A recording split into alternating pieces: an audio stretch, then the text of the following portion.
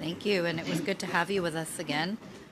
We will be going to Mr. Long for 7 minutes, please. Thank you, Madam Chair. Good evening to my colleagues. Thank you for your presentation. Can't believe I'm saying good evening, but it is good evening. I'm fascinated by this. I'm still, feel somewhat of a rookie on heritage, but the study of Indigenous languages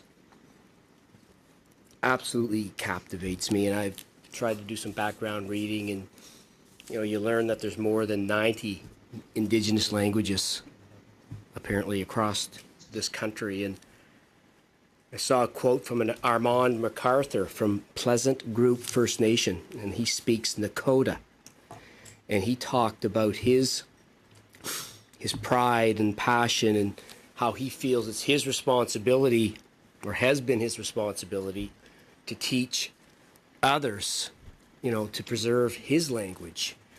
And, I am thrilled that C91 recognizes, the constitutional rights of Indigenous people, including Indigenous languages. So I think my first question to you is, can you just touch on how important C91 is to you, and what it will do to strengthen the culture, strengthen the passion and the history of Indigenous groups and their languages right across the country? If you could just start with that for me, thanks. Yes, thank you. Well, it is very important. The language is such a critical part of who you are as a people. And in this case, again, the Matey Nation and the language Michif is such an important language to us, as are other Indigenous languages, as I mentioned earlier, that some of our people speak. Our culture is a rich culture. However, we, like other Indigenous peoples, have suffered many years of oppression, of repression of our rights. In the case of the Métis Nation, of exclusion from the comprehensive claims processes, exclusion from the specific claims processes, exclusion from, for example, the First Nations and Inuit Health Branch. There's no Métis there. Exclusion from a lot of federal programs and services that were provided to other Indigenous peoples. Excluded from the apology of, excluded first of all from the Indian Residential School Settlement Agreement, excluded from the Prime Minister's apology, excluded from the mandate of the TRC, excluded, I say, because of that, from the recommendations, although we do benefit from the recommendations, this being one example of that. But all of these years of exclusion, marginalization, repression, and still today persecuted or prosecuted for exercising our harvesting rights, our hunting and fishing rights. So when you have a government or a parliament that's prepared to recognize at least part of who you are, and in this case, an important part, language, that's so very important to us. And, if we can't enjoy our own languages, can't enjoy our own cultures, sort of in the end, while rights are important, they become meaningless if you cease to be, who you are as a people. And this is going to very much fortify the respective cultures and languages of Indigenous peoples and nations. Thank you very much for that. I also wanted to get your opinion on the funding. We did have Minister Rodriguez in here earlier, and I asked him about, the government's commitment to long-term funding over years to preserve Indigenous languages. Can you give me your thoughts and insight as to how you would like to see that funding spent, how you'd like to see it allocated, potentially, province to province or Indigenous group to Indigenous group? Can you give me any insight? Have you given any thought? I mean, certainly there are those, and, my background certainly is business, and I still like to call myself a bit of a fiscal conservative. And, there's always going to be that adage, can we afford to do this? I say we can't afford not to do it. So I just want to get your insight as to how you would like to see the funding roll out. That's a question that I've been pondering for a while. I mean, the easy answer is just put in several billions of dollars and, we'll work it out. But I know that's not, going to happen.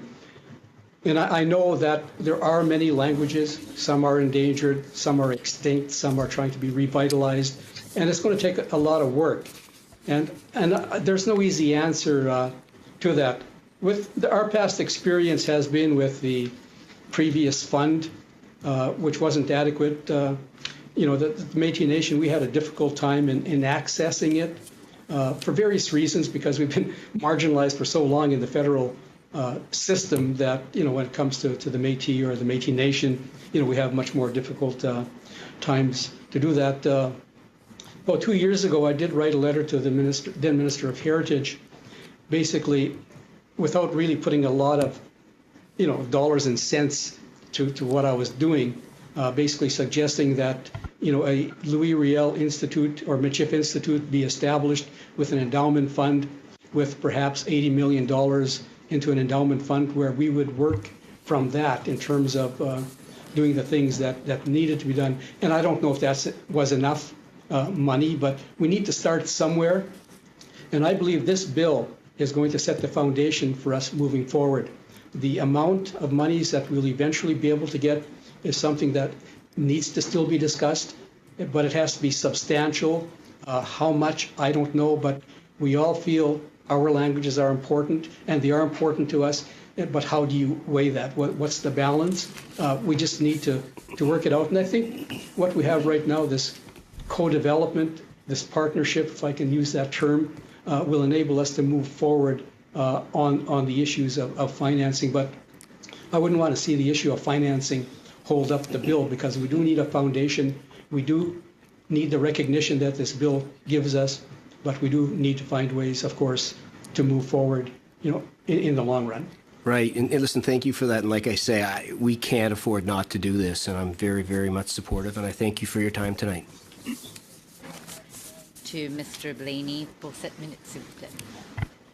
Good evening, Mr. Chartier, and thanks for being with us in Ottawa tonight through the camera. I was just outside before as you made your opening remarks, and my question for you is: can you tell me a little bit more about the Métis language? I believe you call it Michif. Can you tell me a little bit more about the language, its origin?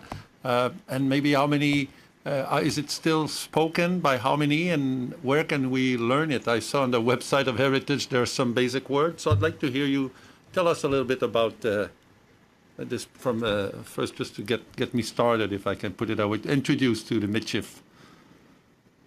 Yes, thank you for that question. Of course, initially the genesis of the Métis Nation was through the fur trade with basically the voyageurs from primarily Montreal, Quebec, that area, coming there.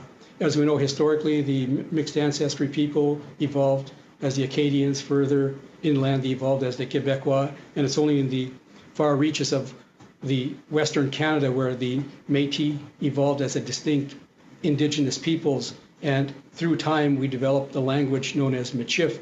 Basically, for simplicity, the nouns are French, and the rest of it is primarily Cree. And so it's a new language, again, developed within the Métis Nation, the Métis people ourselves. And the Gabriel Zummo Institute, the Louis Riel Institute, have been doing a lot of videotaping and putting out materials to capture that. In the Turtle Mountain Indian Reservation in North Dakota, they were the actual first ones to put out the Michif Dictionary back in the late 70s, I believe it was. And a lot of the people on that Indian reservation still speak Michif and still play the music and the dance, but they're not recognized as Métis in the United States. You're either an Indian or you're not. But our nation still extends there. So basically, I would say there are somewhere in the neighborhood of about 1,000 speakers left, but again, they're all getting older, like 65 and older. There are initiatives, like I mentioned, the Ile La Crosse High School. For the last 20 years, they've been teaching it in the schools, and it's starting to come back. But we need certainly assistance to enable us to put it forward. We need to find ways and means to do that. Well, yeah, absolutely, and of course we support the bill and the spirit of the bill, and like my colleague in front of me, we are fiscally conservative about it. But I'd like to hear now on, and we've been in the past, but in the future, how do you see the promotion, the preservation of the Michif, and how can this bill help? And in which ways do you see, because today we had some presentation from the minister and the department, and it was unclear on how it will unfold. They say they are talking to their partners regarding the way to make it more concrete. So what is your vision of how it can take form, and I would say how much is needed, like for the Matey Nation? Well, essentially, the Michif language is concentrated in the prairie provinces, and we have, of course, our governmental infrastructures. We have our cultural institutes, our educational institutes. We also have, and I'm from Northwest Saskatchewan, we have many of our schools are in our Métis villages, and they're trying to deal with the language issue. I think, given the fiscal capacity that our institutions, our educational institutions, would be able to begin enhancing, what they're doing now. And what I would like to see for the youth is having camps, having language nests, and actually having exchanges with Quebecois youth, because we share some common history, and I think it's important that we continue having that relationship. Again, French, although the pronunciation is a bit different, still has some roots with the Quebecois. So I think there's just ways that we need to get our people, and we need our dance, our songs, captured and revitalized. And I know our music has taken off with the youth tremendously. We need to somehow replicate that with respect to language. So we just need to find out, how do we do that? How do we interest our youth once again to get involved in that? Okay, and maybe one last question, if I may, Madam Chair. Yeah, is on a more, I would say, you've mentioned that it is important to feel recognized as a nation by the government, which is the representative of the Crown. So can you tell me about the importance of that bill in terms of recognition of the Métis Nation and its culture? You've alluded to it, but maybe you'd like to add something more in terms of what it means to have the Parliament of Canada adopting this bill for the Métis. Well, it's very important. Recognition is very important. We've been put down for so long, marginalized for so long. One of the big steps forward was during the Charlottetown round in 91, 92. The Right Honorable Brian Mulrooney did come to Winnipeg during that process, and he recognized the Métis Nation, which was good. And through that process, also with the Right Honorable Joe Clark, we were able to have a side deal to the Charlottetown Accord. It was the Métis Nation Accord. So that recognition was there. And also Mr. Clark had introduced in Parliament a resolution recognizing Louis Riel as a founder of Manitoba and the contribution Riel made to Canada, which was good. The Right Honorable Paul Martin picked that up during the Kelowna round. So for us, those kinds of recognition are good. And this last 3 years, particularly with the Right Honorable Justin Trudeau and the nation-to-nation, government-to-government relationship, that has really buoyed our people. And we're looking to have that kind of recognition moving forward. So very important to us. It's good for our psyche. It's good for our future. It's good for our children to hear that. And we have very, very proud cultural activities in our communities through music, dance, and also through our symbols, the flag and the sash, for example. Thank you. Merci. Thank you. We will now be going to Ms. Jolibois, please, for 7 minutes. Thank you, Mr. Chartier. Do you personally speak any languages Yeah, I speak English. besides English? Well, I can speak Michif, I can speak Cree, not fluently, which is very unfortunate because I'm one of those victims of the residential school which has not been recognized. I was in residential schools for, well, basically 11 and a half years of my 12 years in school, and then another 4 years getting my university at another boarding school type system until I was 21, and then basically, not proficient in the language. So you mentioned the Saskatchewan and the Northwest Saskatchewan. There is the Michif. Isle of Cross is a Cree community, and La Loche is the Dene community. And then when you go into No, I would disagree with that. no, let me finish before I ask you a question, because I'm thinking Batoche they have different linguistic groups who identify themselves as Métis. I want to know how you envision that if they were to apply for funding for specific for language retention, how do you foresee that? Yes, thank you. Well, of course, Georgina, you know very well, La Loche is a Métis community, as is Île-à-la-Crosse. It's just that Yes. La Loche happens to be Dene speaking. And that's why I say Dene community. No, it's not Dene community, it's a Dene It's a speaking Dene Métis community. Yes. Yeah, Dene speaking Métis community. And No, you were once it's one of us. That's And right. Île-à-la-Crosse, but it's a if you go to Dene Île-à-la-Crosse and tell them you're a Cree community, they'll say, no, we're a Métis community, but we do speak Cree. And they used to speak Michif when I was younger. They spoke Michif in Île-à-la-Crosse, Buffalo North. Even in La Loche, they spoke Michif at that time, before your time. And so, yes, how I see it happening is there will be a Michif language fund, and Île-à-la-Crosse certainly will take advantage of that because they do teach Michif in the schools, but you call it Cree, that's fine. You can take it up with them, and they're your constituents. And for Cree and Dene speakers and Saulteaux speakers within the Métis Nation, I would see them applying to those funds as well. So basically, there is room for everyone. There's no point in denying, your Métis ancestry because you speak, a Cree language or, a Dene language. It's really important because we have to clarify, because elders would say otherwise, and it's so important to validate the elders what they say, because I have heard people elders from Pine House to Île-à-la-Crosse who did say a Cree and then they used the Michif.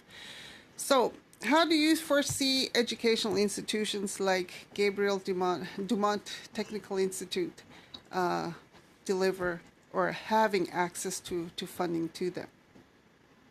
Well, I would say that my preference would be that the federal government enters into dialogue with the government of the Métis Nation, and that we have an allocation for the Michif language or languages, and that we would ensure then that our governments, in the case of Saskatchewan, the Métis Nation Saskatchewan, have the monies to allocate to their institutions. So Gabriel Dumont Institute, which is the forefront of the language in our province, and you know GDI very well. Anyway, they would have, I think, the lead in this language initiative. But places like Île-à-la-Crosse, who are celebrating their 20th anniversary of Michif language, but you can go tell them, no, you're wrong. It's not 20 years of Michif. It's something else. That's up to you. But they're celebrating their 20th anniversary this year. And so, we see the mechanism being that those on the ground would be instrumental in moving forward. And in fact, it must be through primarily or initially through Métis governments. And we deal with our institutions in the same way that the federal government would deal with, their or your institutions. So the Métis government being the Métis Nation of Saskatchewan, the area directors and the local presidency office, and then the settlements, is that when you say Métis government, is that Yes. who you're thinking of? Yes, primarily, yes. 2 minutes. Okay. I have seen some documentation where when we were talking about the Métis population, anyone east of, is it Ontario, right? Anyone east of Ontario, the identity of a Métis is still an issue, or not identified within the Métis Nation, the Métis National Council, or nationally. How do we solve that issue, especially if they identify themselves as Métis and want to apply to teach a language? Yes, well, no, all we say and all we can say is who we are, the historic Métis Nation of which you're a descendant, is based in Western Canada. We extend into northwestern Ontario, northeast BC, into the Northwest Territories, northern United States. That's our geographic homeland. We are a distinct people. We're not anything else. Now, there are people in other parts of Canada that are saying they're Métis using the dictionary definition of mixed ancestry. Now, what they would apply for, I don't know. Perhaps they want to learn Haudenosaunee or Mi'kmaq. I don't know what they'd want to learn, but they certainly would be applying there. They wouldn't be applying to a Michif fund because Michif is the language of the historic Métis Nation. Just looking for clarification on that, because as my colleagues here would require some clarification on that, I would think, especially when we're talking to some of our colleagues, our MP friends from the out east, and they would require clarification. So we would look to you to provide that for us and with us. Yeah. End of your time, but we'll be going to Mr. Hogue for 7 minutes. Thank you, Mr. Chartier. You've been a little more articulate and filled out a little more the issue of the impact that language will have on the overall community well-being than a number of the other witnesses that we've heard. Could you articulate that a little more broadly in terms of how the legislation talks mostly about language and language being the foundation, but as you've described it, I think you're referring to the whole well-being of a community, and you've talked about dance and song and youth and children, future symbols, all of those things. Could you kind of wrap that up in terms of how you would see that, the language impacting or providing a foundation for a number of other senses of well-being within the Métis Nation? Well, basically, it's a holistic approach that's needed. Now, this is just one of the pieces. With this current government, we've been engaged in the permanent bilateral mechanism, which basically deals primarily with programs and services. And in this last year's budget, we had somewhere around, 1.5 billion in terms of early learning and childcare, housing. In this upcoming budget, we're looking at, allocations for health, for education. So that's one piece of it. We also have Section 35 rights reconciliation tables that Minister Bennett is engaged in with our 5 governing members. So we're hoping that leads to dealing with Section 35 rights. And we also have, of course, the co-development of legislation, this one being one of them. We also have the Child and Family Services potential legislation in the works that was co-developed as well.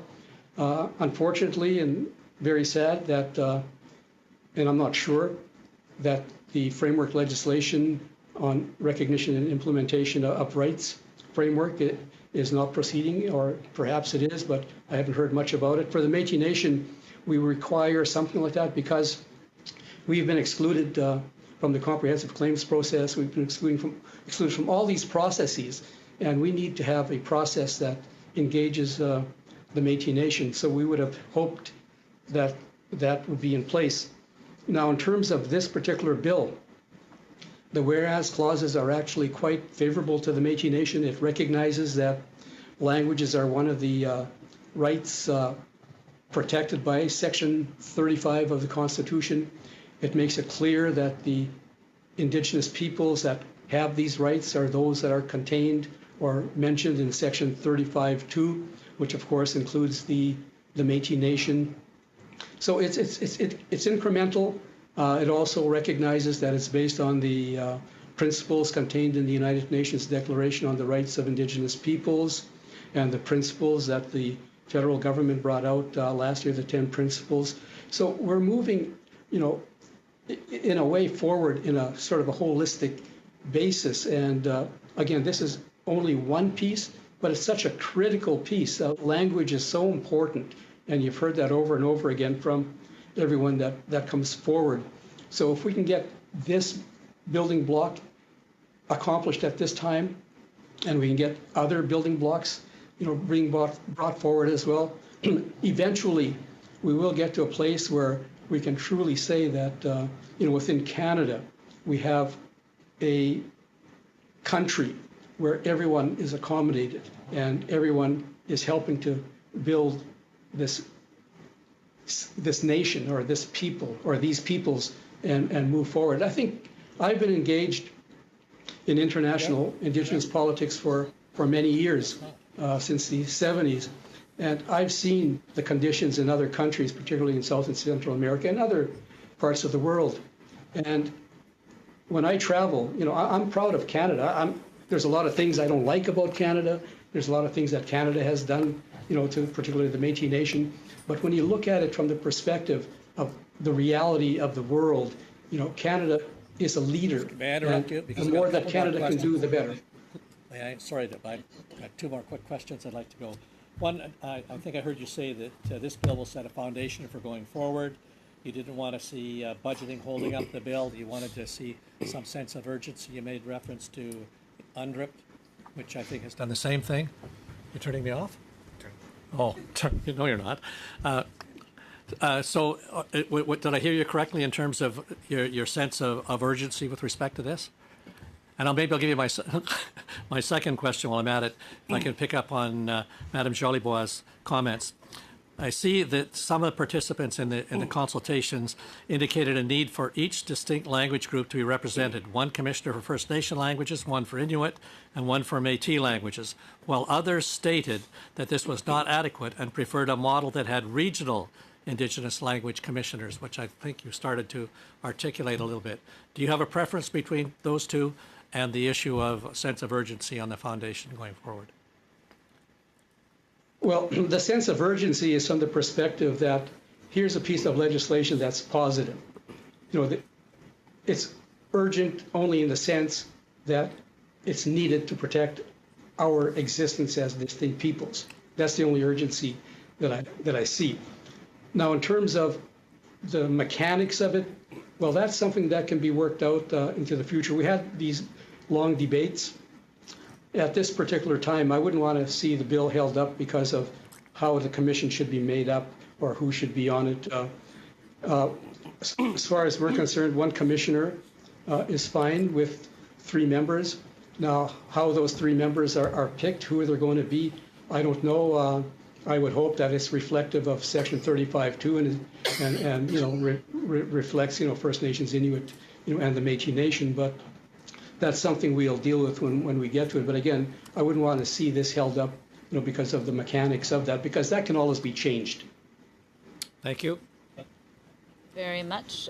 We will now be going to Mr. Urdiga for 5 minutes. Well, I was hoping for the 7 minutes, but I'll take 5. Well, thank you, Madam Chair, and I'd like to welcome our guests. Very interesting conversation we're having. And I thought I had a good grasp on who is Inuit, First Nation, or Métis.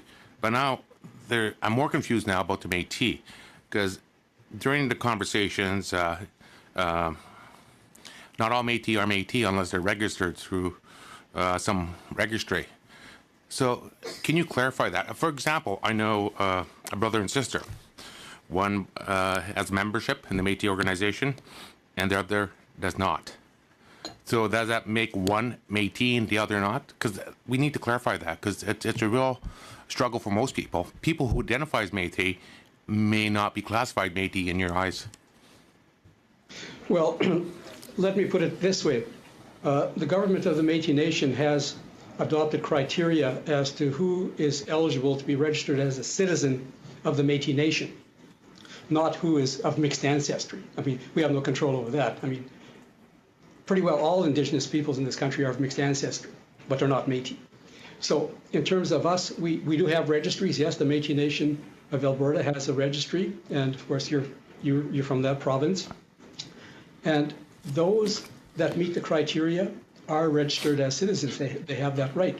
Now, if they're not, if they don't meet that criteria, then they're not registered because they're not part or a citizen of the historic Métis Nation. There may be people that have moved from, in the case of Fort McMurray, from Newfoundland, for example, or somewhere else in the east. They would not qualify. Now, you say a brother and sister. I don't know the exact circumstance of that, but that seems strange to me. Either the one should not have been registered, or they both should have been registered. So basically, when we talk about the Métis Nation, we're talking about a distinct people based in Western Canada, although some now live in other parts of Canada, and they're entitled to be registered as citizens of the Métis Nation.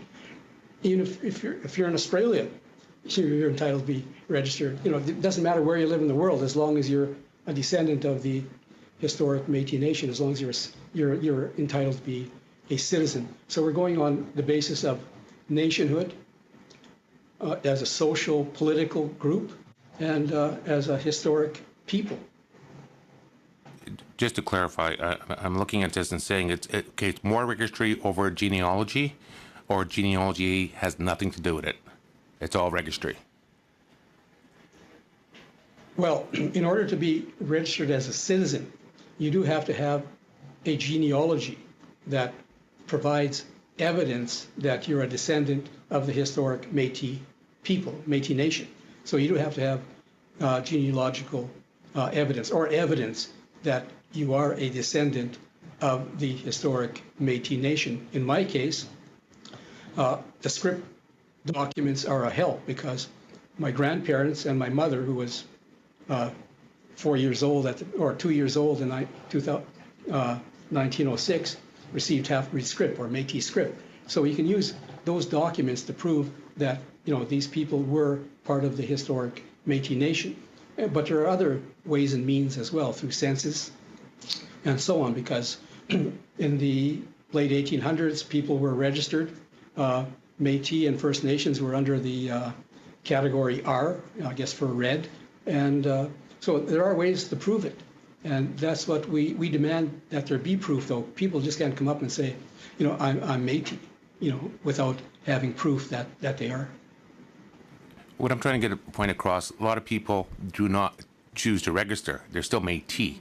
Their parents are Métis. So what do they call themselves? If they don't want to register, because we understand it, Métis Nation is a society. Correct me if I'm wrong, but it's a society, and then people register to the society. So what do we call the people that aren't registered? Are they Métis? Are they some other identity? So I think we should put more emphasis on genealogy than registry, from my perspective anyway. If they self-identify, they have Métis lineage, mother and father are Métis, they're registered, but the children decided not to go that route. So we got to make sure that we just don't alienate a person who identifies Métis and who are Métis through bloodline, and now we're saying, well, you're no longer Métis, you're not registered. So we got to be very careful on drawing lines in the sand and not acknowledging people who are Métis but choose not to register. Yeah, and I'm not. Yeah, I'm not sure where you're getting that from. We've never said that. If you're Métis, you're born Métis. You're always Métis. What we're doing is we're registering our people. We have registries. So if you want to register as a citizen of the Métis Nation, you're free to do that. If you don't, well, you're still Métis. You still have the language, if you have it. You still have the culture. You can still participate. It's just that you're not registered as a citizen of the Métis Nation. And about the only thing that won't give you is the right to vote in elections. But other than that, you're still Métis. Okay. So I don't know where the confusion is coming. Okay, that brings us to the end of Mr. Yordiga's 5 minutes. Alors maintenant, nous allons avec Monsieur. Mr. Breton, 5 minutes, please. Thank you very much, Madam Chair. Thank you for your testimony today. It's very much appreciated. A couple of questions, if I may, which have to do with initiatives on Indigenous languages, among other things. I'm not sure whether you've had an opportunity to read the entire bill, but Clause 11 of the bill provides that federal institutions can call for translation interpretation services, and I imagine that you have the bill before you there. Could you please tell us, in your opinion, what documents the department should prioritise when it comes to translation, or what department, rather, should be the top priority in terms of translation and interpretation? Well, thank you. That particular provision is of less significance to the Métis Nation because we don't have the mass that speaks the language. And so I would see that provision being more for example, the Inuit, who currently have translation services in many instances. The only place where I would see need for interpretation services is in the court system, and basically provision is made for that already when some of our elders need to be witnesses in court cases. So other than that, that really does not apply fully to the historic Métis Nation. Très bien, alors je comprends, ça ne s'applique pas nécessairement à vous. I understand that doesn't necessarily apply to you. Now, as part of the initiative on Indigenous languages, the department obviously runs the program on Indigenous languages, which supports projects and activities in communities to promote Indigenous languages. Does your organisation, which you represent, already take advantage of those initiatives? And if you do, are there any improvements that you would suggest be made to it? Thank you. Yeah, our governments do, and their institutions try to take advantage of the program that's there, but it's such a small amount. My understanding is we were lucky to get a few $1,000s over the past number of years until just recently, and this is why there is such a need for this languages legislation, such a need for Canada to give the importance and the weight that is not only desired but deserved in terms of preserving the languages, and in terms of how much is necessary to revitalize these languages. This is where our experts are going to need to be able to make that assessment. But I know it's going to take a substantial amount of money, at least at the outset, if we're going to capture revitalization of all the Indigenous languages that are currently under threat of extinction. Pardon? Une minute et demie alors. Thank you. Perhaps I'll ask a final question, if I may. Could you please describe what, in your opinion, which Aboriginal and Indigenous bodies should be consulted in the appointment process under clauses 13 and 14 on commissioners and administrators that would be appointed by the Governor and Council and the Minister? Could you please give us your thoughts on that issue? Yes, well, my position, the position of the Métis Nation, is that there are three national representatives of Indigenous peoples and nations, and these are the three that the Prime Minister invites to First Ministers' conferences. We believe that we should be dealt with on a government-to-government basis on these intergovernmental relationships, and that at the end of the day, we have the responsibility, the Métis Nation government has the responsibility to consult our people, to come up with solutions that will benefit our people. So I would believe that the way to do it is to work through the respective governments or representatives of Indigenous peoples and nations. We have the mechanisms, and those mechanisms should be used, and we should no longer not recognize Section 35 and the inherent right of self-government. Merci beaucoup. Merci. Thank you very much. Yields, please, for 5 minutes. Thank you, Madam Chair. It's great to have you here at a committee again. Appreciate your knowledge and your passion for it. One of the things that you have talked about is the consultation that did occur prior to the legislation being drafted. The consultation that comes after, you've alluded to a little bit. My part in the sense of what you might think of the process afterwards, in particular the financial.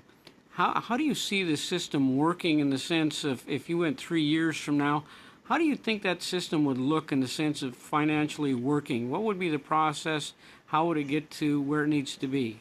Could you describe what you would think might happen in 3 years from now as far as the financial? Well, of course, a lot of depends on the outcome of the election this year and who are the people in controlling the commons. But I think we have a process currently in place, the permanent bilateral mechanism, which I would hope would become permanent regardless of which party is in power. We have agenda items that we deal with. Now, this process has brought us to the stage where the Matey Nation, through its governments, has been able to access monies for programs and services in the budget. And we're looking at this year's budget for education, for health, and a few other things. There's no reason why that same process cannot be used in terms of languages. So for the Métis Nation, it's much easier because we're one people, one nation. We have one government, national government, and 5 provincial governments. We have the infrastructure. Everything is in place that needs to be in place. So I would hope in 3 years that there is a substantial amount allocated to the Métis Nation in terms of language preservation. Is that money then, the need for it? You describe yourself, and I understand, as one body. How would you would identify the need, or would somebody else bring that need to you? Would the money flow to you and then to, or would it flow directly to those who established the need specifically? Well, the need is by our people, by our nation, and we have a system. We've been meeting on this for at least 25 years, and we used to have some pretty good conferences. That was cut back during the previous administration to practically nothing, and we're rebuilding once again. So what we see is our governments, and these are governments, getting the resources. And we would then, within our governance infrastructures, our systems, in Saskatchewan, as I say, we have the Gabriel Zumot Institute, which is a champion of the language. You have different initiatives like the Île La Crosse School Board, but they work together. So they know where the need is. They know how to get things done. So we wouldn't want to have 100, places all acting independently. We need to have a national approach, which is carried out, on the ground. Same way as Canada does when you have national programs or when provinces have, provincial programs. We have the infrastructure, so we just need to implement that, and we know best, where these services are required. Thank you. That's all, Madam Speaker. You still have 2 minutes. Oh, that's good. It's good? All right, so that will actually bring us to an end because we're going to need to have a bit of time to suspend to set up for the next group. But I would really like to thank you for appearing before us once again and helping us out with this legislation. Merci à tout le monde. We're going to suspend for a few minutes.